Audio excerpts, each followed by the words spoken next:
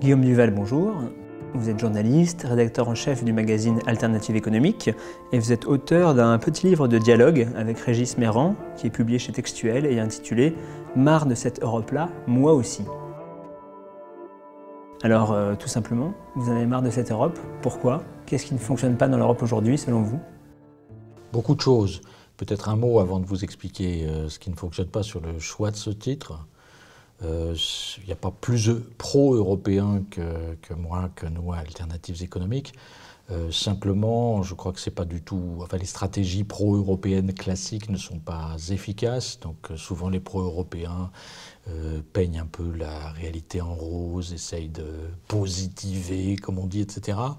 Je crois qu'il faut partir de la réalité des choses telle qu'elle est aujourd'hui. C'est-à-dire la plupart de nos concitoyens jugent l'euro, l'Europe plutôt négativement, et je pense qu'ils ont raison. Donc effectivement, il y a beaucoup de dysfonctionnements dans cette Europe. Alors il y a des dysfonctionnements qui sont liés à la crise de la zone euro, on y reviendra peut-être, mais je voulais insister sur le fait que cette affaire-là n'avait jamais marché en fait. En particulier, l'idée de départ, c'était de construire l'Europe comme un marché.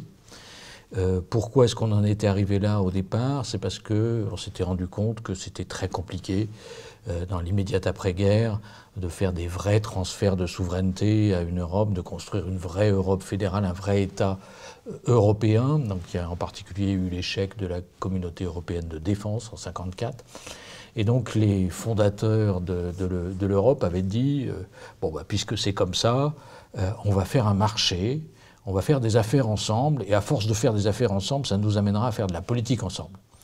Mais c'est ce qui a eu un peu lieu. C'est ça qui a eu lieu. Mais le problème, c'est que ça ne fonctionne pas, et ça ne peut pas fonctionner, en fait. Parce que si on fait l'Europe comme un marché, ça veut dire qu'on organise la concurrence de tous contre tous. Et dans un marché, dans un grand marché comme ça, chaque État a intérêt à limiter le coût du travail chez lui pour pouvoir exporter davantage chez les autres, a intérêt à faire baisser les impôts chez lui pour attirer les entreprises, les capitaux, etc. chez lui et pas chez les autres. Si un État fait ça, il peut être gagnant, mais si tous les États le font ensemble, on est tous perdants ensemble. Et depuis 30 ans, c'est ça l'histoire de l'Europe. Ça a été aggravé, cette logique, par ce qu'on appelle le marché unique, donc, qui a été lancé à la fin des années 80, quand non seulement on a décidé d'échanger des biens, mais en plus de libéraliser les flux financiers, de libéraliser l'installation des entreprises, la prestation de services, etc., sans harmonisation supplémentaire, ni sociale, ni fiscale. Donc c'est devenu encore plus grave, et ça marchait déjà pas avant l'euro. Donc il y avait déjà du chômage, il y avait déjà peu de croissance, il y avait déjà plein de problèmes. Dans le livre, vous dites que paradoxalement, l'arrivée de l'euro a un peu cassé une logique purement libérale, parce qu'il a fallu injecter de la politique. Oui, c'est vécu souvent, enfin on dit souvent que l'euro a aggravé toute cette logique, etc. Mais en fait, c'est vraiment l'inverse.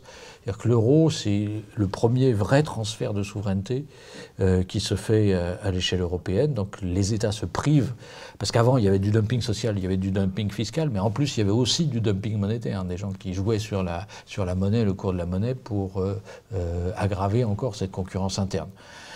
Donc l'euro met un coup d'arrêt à ça. C'est le résultat d'un accident historique que vous connaissez, c'est la chute du mur. Donc Mitterrand, qui dirige la France à ce moment-là, fait partie de cette génération qui aime tellement bien l'Allemagne qu'elle préfère en avoir deux. Et donc il négocie avec Kohl l'accord de la France à la réunification en échange du fait que l'Allemagne abandonne le mark. Si vous voulez, c'était une vieille revendication des dirigeants français de droite comme de gauche, parce que en fait, le franc avait perdu, la France avait perdu sa souveraineté monétaire, puisque le franc était devenu faible, et c'était l'Allemagne et le mark qui décidaient de la politique monétaire pour l'Europe et qui l'imposait à l'Europe, même dans des conditions qui convenaient pas forcément aux autres pays européens. Donc c'était l'idée de regagner de la souveraineté monétaire en partageant la monnaie avec les Allemands. Mais Kohl, c'est pas simplement pour avoir l'accord de la France sur la réunification qu'il voulait faire ça. Il était aussi assez profondément d'accord pour faire ça, parce que c'était un moyen d'ancrer l'Allemagne dans l'Europe, d'éviter le renouvellement du Sonderweg, c'est-à-dire qu'il y ait une Allemagne forte, puissante, démographiquement et économiquement, qui se sépare du reste de l'Europe. Bon, On a vu par la suite que ça évitait pas forcément complètement ce danger, mais c'était ça la logique de départ. Simplement, ça a été construit, ça a été mal construit, c'est vrai. Les critiques qu'on avait fait à l'époque à cette construction, et on l'a vu dans la crise de la zone euro, parce que pour faire avaler ça aux Allemands, en gros, il avait fallu notamment s'engager à n'avoir aucune solidarité financière avec un État qui était éventuellement en difficulté. C'est ça qui s'est produit en 2008-2009, et c'est ça qu'on ne savait pas résoudre, quoi. Du coup, on va dire à la faveur des crises, on va dire de la crise depuis 2008, des solutions politiques sont en cours d'élaboration, ont été trouvées, mais c'est toujours un peu bricolé. Ouais, c'est toujours, ça a été fait sur le mode du trop peu, trop tard, c'est pour ça que ça a duré très longtemps, mais c'est vrai que ce qui a été fait depuis 2008 est considérable. Si on avait dit à Angela Merkel au début 2010 qu'on allait faire un fonds de soutien doté de 700 milliards d'euros pour venir en aide aux pays en difficulté, que la Banque centrale allait dire s'il y a de la spéculation sur les dettes d'un État, j'achète tout, qu'on allait faire une union bancaire, que c'était un machin européen qui allait surveiller et financer les banques en cas de difficulté, je pense qu'elle aurait soit rigolé, soit explosé, mais en tout cas elle était absolument persuadée que de son vivant elle, tout ça ne se ferait pas. Donc on a fait des choses qui sont très significatives. On a fait sauter en gros la clause dite de no bail-out, ce qui était prévu dans les traités depuis le départ, qui sont toujours dans les traités d'ailleurs, qui interdit de venir en aide à un pays en difficulté. En pratique, on l'a fait sauter. C'est pas très sain juridiquement. Il y a toujours d'ailleurs des litiges devant la Cour de justice européenne, devant la Cour de Karlsruhe, constitutionnelle de Karlsruhe à ce sujet. C'est pas tout à fait réglé, mais en pratique, on l'a fait sauter pour l'instant. Le problème qui fait que ça n'a pas réglé pour autant les difficultés de la zone euro, c'est que le prix politique qu'il a fallu payer pour ça, notamment vis-à-vis du gouvernement allemand, notamment vis-à-vis de l'opinion publique allemande, ça a été de renforcer l'austérité budgétaire, le carcan budgétaire, de le rendre encore plus strict, plus contraignant, etc. Parce que les Allemands sont toujours partis de l'idée que le problème de la crise de la zone euro, c'était que la logique ordolibérale n'était pas allée à son terme. C'est-à-dire que les règles n'étaient pas suffisamment précises, les contrôles pas suffisamment intrusifs, les sanctions pas suffisamment dissuasives, et que c'était ça qu'il fallait renforcer. Mais alors, dans l'Europe que vous aimeriez, qu'est-ce qu'il faudrait faire pour que les choses marchent mieux et même que l'Europe soit plus acceptée peut-être dans les grands pays européens? Alors justement, si j'ai fait ce bouquin, c'est notamment parce que je crois qu'il y a plus de choses qui sont possibles que ce qu'on pense aujourd'hui, que les gens s'auto-censurent, je dirais, par rapport à ce qui est possible de faire en Europe. Je pense que sur le carcan budgétaire, il faut le faire sauter, mais les marges de manœuvre sont plus grandes qu'on ne le pense. Les Français s'en rendent pas compte, mais la gauche est majoritaire en Allemagne. La droite a perdu les dernières élections en Allemagne.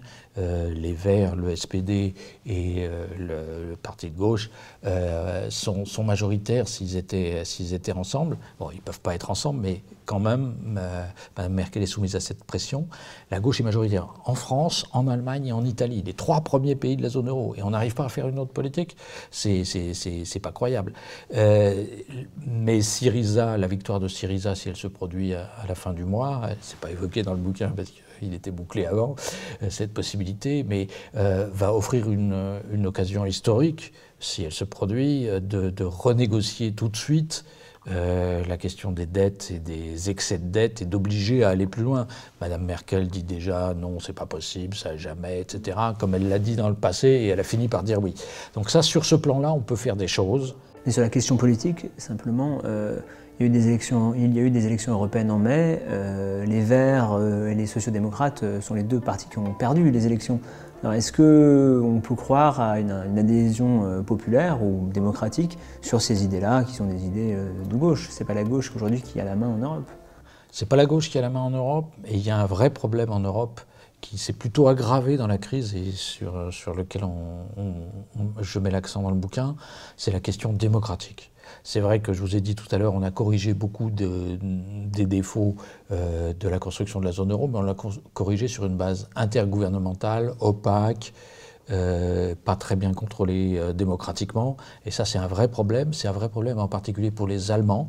C'est pas simplement le problème de l'Allemagne pour aller plus loin ensemble, c'est pas simplement de ne pas garder ses sous, etc. Mais c'est aussi un vrai souci démocratique, parce que comme vous le savez sans doute, l'Allemagne a eu pas mal de problèmes sur ce plan-là dans le passé. Donc l'idée que ça doit être, enfin les décisions prises en Europe, ça doit être soit fixé par des règles, soit vraiment contrôlé démocratiquement, est très sérieuse pour eux.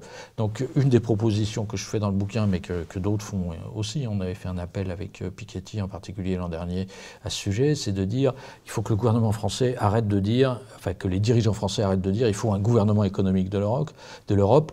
La priorité, c'est pas un gouvernement économique de l'Europe, la priorité c'est un parlement zone euro. C'est quelque chose qui permette de contrôler et de légitimer démocratiquement des politiques qui doivent devenir discrétionnaires en Europe, c'est-à-dire ne plus être fixées par des règles qui seront toujours stupides. Romano Prodi l'avait déjà dit au début des années 2000, mais elles sont devenues encore plus stupides en étant encore plus rigides aujourd'hui. Est-ce qu'un parlement de la zone euro, c'est-à-dire des nouvelles élections, pour les pays membres de la zone euro, qui fera une nouvelle institution européenne, est-ce que ça serait une réponse, alors qu'aujourd'hui on a l'impression que les institutions sont justement assez illisibles ou assez éloignées des préoccupations nationales? Vous croyez que ça peut faire changer les choses? La proposition que je fais dans ce bouquin, c'est un parlement zone euro qui soit pas un parlement, pas un extrait du Parlement européen des pays de la zone euro, ou pas un nouveau parlement élu directement, mais un parlement zone euro qui soit constitué d'envoyés des parlements nationaux.